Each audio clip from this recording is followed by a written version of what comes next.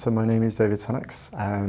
My job, I'm a lecturer in anatomy and medicine here at St George's University, and my level of hearing loss is severe to moderate, bilaterally. I wanted to do medicine since the age of 9, and the reason why was because of my own ENT consultant and how my consultant was with patients. And I thought, wow, I want to do that. I've had 27 operations on hearing. It was glue ear. It wasn't picked up until it was picked up at school.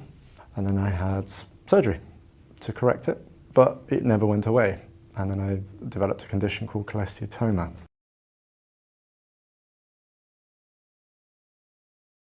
I had amazing support.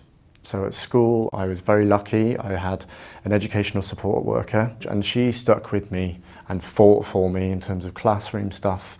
Same applied in secondary school. They put loop systems in for me. They did everything.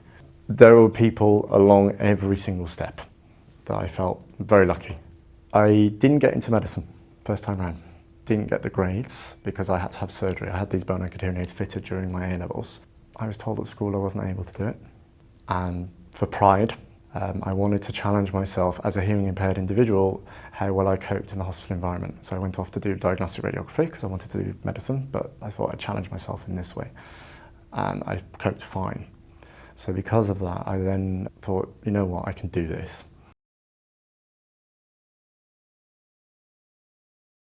I got into medicine. I trained. However, I had to have 2 years out of training, purely because my cholesteatoma had come back.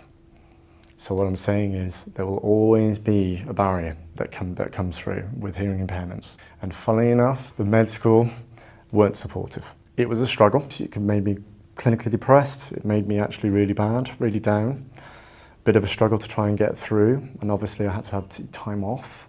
Kids with hearing impairments have to work 10 times harder than the average student. For anyone with hearing impairments or anyone with any disabilities are always going to have their ups and down days. When I graduated, I worked as a foundation doctor, and I remember being in theatre with an old school, and he said, David, my boy, what do you want to do? What's been the most fun thing you've ever done? And I said, teaching. I used to lecture from the day one of my first year of university, and I used to teach my own cohort applied anatomy, just because of my background in radiography. I had an audio amplified stethoscope, and I also use equipment loops, brand new equipment loops for the hearing aids that I have for meeting environments, etc. I was told quite a few points along the way I wasn't capable of doing it. Point is, don't give up. If there's something that you really like, go for it. If you don't know much about it, go and speak to the people about it. Don't believe what people tell you. If somebody's giving you a negative comment to say, oh, you can't do that, if anything, that just gave me the motivation to carry on. If you fail an exam, it's not the end of the world. It doesn't matter. In the grand scheme of things, it really doesn't matter. I know it's difficult in terms of when you come into secondary school and everything's changing and you don't know what to do with your life in terms of career. People are going to be very understanding, other people aren't going to be understanding. You're going to have good days and you're going to have bad days. The more open you are with the friends that you feel comfortable with, the better and the easier it will be. It can be very challenging and a very daunting thing to draw attention to the fact that you've got a hearing impairment. You feel people are going to be judging you. Forget about all of that. And if that career does not work out for you, there is something else better coming. I love my job because I love to teach. Teaching should be about passion and inspiring.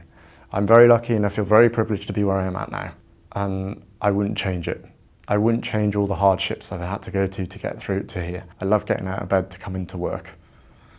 Which is a first after quite a few jobs.